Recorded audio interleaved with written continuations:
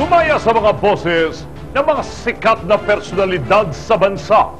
Iba na may pinagsibahan. Leo Martinez. Alam naman kagwapo mo naman pala. Hoy, si JR. Ang pogi-pogi niyan. Lagi kayo manood ng Kasangga Mo ang Langit. Inalangin natin mga nagmamayari ng boses sa likod ng mga sikat na mga telenovela, patalastas at drama.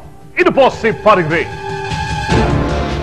Pasukin natin ang buhay ng mga dubbers at voice artists. Ako naman ang inyong kasangga, JR Langit. Ang lahat ng iyan ngayon sa ating Kasangga Mo ang Langit. Paliwanagan mo! Yun! Mula sa kaliwa, pumunta sa kanan. Mga karakter sa drama sa radyo, nating subaybayan mula umaga hanggang hapunan, ating tunghayan.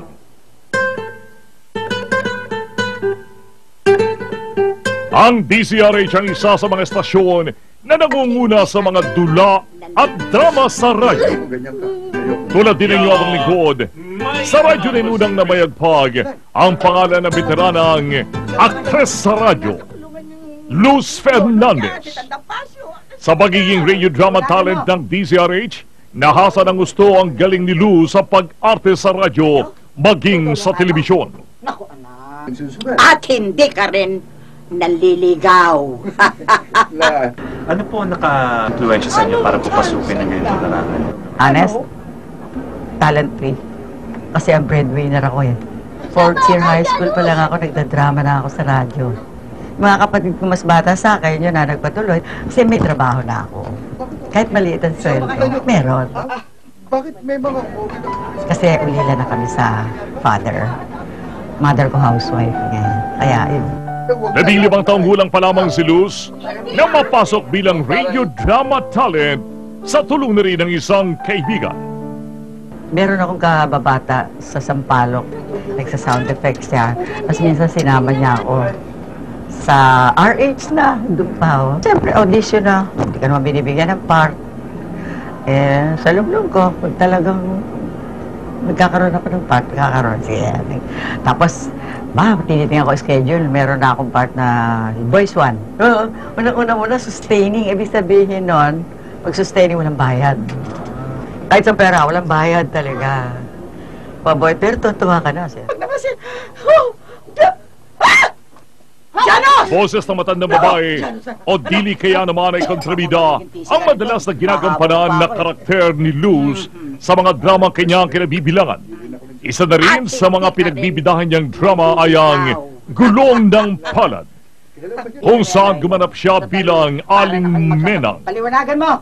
Dahil na rin sa naging magandang takbo ng kanyang career sa mga drama, ay tuluyan na rin itong napamahal sa kanya. Mahal na mahal ko ito. Palagay ko kahit di mo ako bayaran, nagaganap ako eh. Dahil sa pagmamahal ko sa radyo drama, hindi ko maiiwan eh. Hanggat gusto pa ako, okay. Enough compensation ay maligaya ka, di ba? You enjoy it. Kamukha ito. It's not a job or work. Tapos bumayaran ka pa? Oo, di ang swerte mong tao, di ba?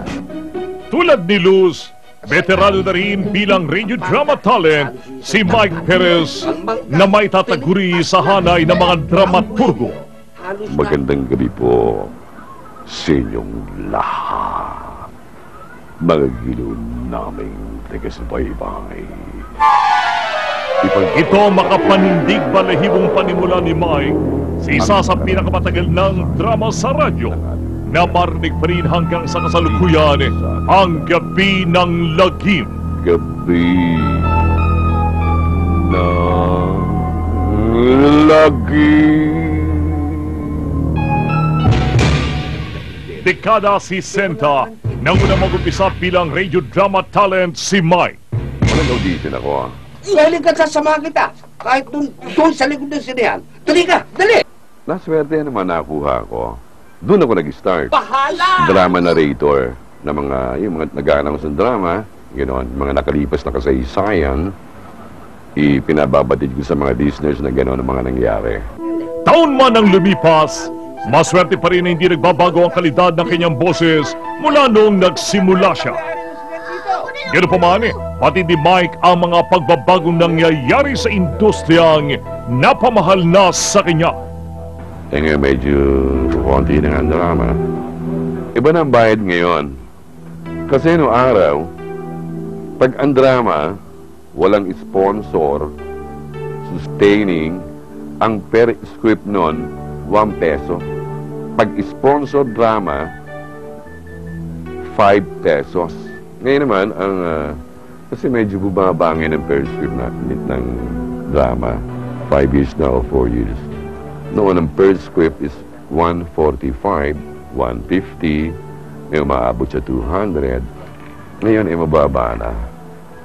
80 na lang per script.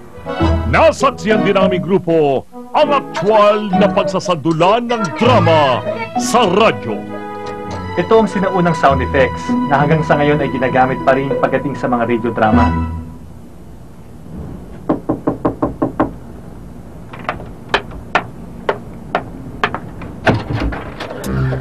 Tingnan, itabi mo na dyan. Bukod sa mga sinaunang paraan ng paglikha ng mga sound effects, kapansin-pansin pa rin ang pagkapalit ng boses ng mga gumaganap sa drama. Tulad na lamang na pinamalas ni Vilma Borromeo, isa rin sa mga radio drama talents. Kayang-kaya nitong gayahin ang boses ng isang bata, mapalalaki man o babae. Parang yung character na ginagampanan nyo. Iniisip nyo na kayo yun, parang gano'n. Oo. May character breakdown doon. Tapos nakalagay kung anong role ka. Tapos pag-aaralan mo yon, iaakma ko yung character na yon dun sa role na yon. Sample sa bawat, let's say, yung batang lalaki. Oo, sige. Sabi mo eh. Laro tayo, ha? Oo. Hintayin kita dun, ha? Batang babae. Hindi ba sabi mo sa akin? Dadalawin mo ko? Bakit hindi mo naman ako dinalaw? Namimiss na nga kita eh. Lumabas din kayo sa Princess Sarah? Oo. Ako si Princess Sarah. Ayon pa rin sa kanya, ang pagboboses o pag-arte sa radyo ay may kahirapan kung yahambing ito sa pag-arte sa harap ng kamera. Sa TV kasi, di ba, facial expression. Pero sa radio, ang lahat ng listener bulag eh. Kaya, boses mo pa lang. Kailangan sa boses, ia-acting mo na yon. Para pag napakinggan nila, talagang madadala mo sila. Voice, kaya nga tinawag na voice acting. Tulad na rin nila Vilma, kaya rin magpalit-palit ng boses ni Chiquit del Carmen Amor. Yung mga characters na ginagampanan nyo sa radyo, ano po ito mga ito? Yung normal voice ko, boses batang babae, boses batang lalaki, medyo matanda. Pwede po tayong makarinig ng sample ng mga lines na ginagawa nyo sa radyo. Sa radio, tulad na sa batang babae, pag medyo malita. Sabi ko na sa'yo kasi, ako nang pupunta dito, ang kulit-kulit mo eh! Yun. Tapos boses batang lalaki. Bakit mo ba ako inaabay? Sabi ko sa'yo, huwag mo akong kulitin, yung kulit mo eh. Yun.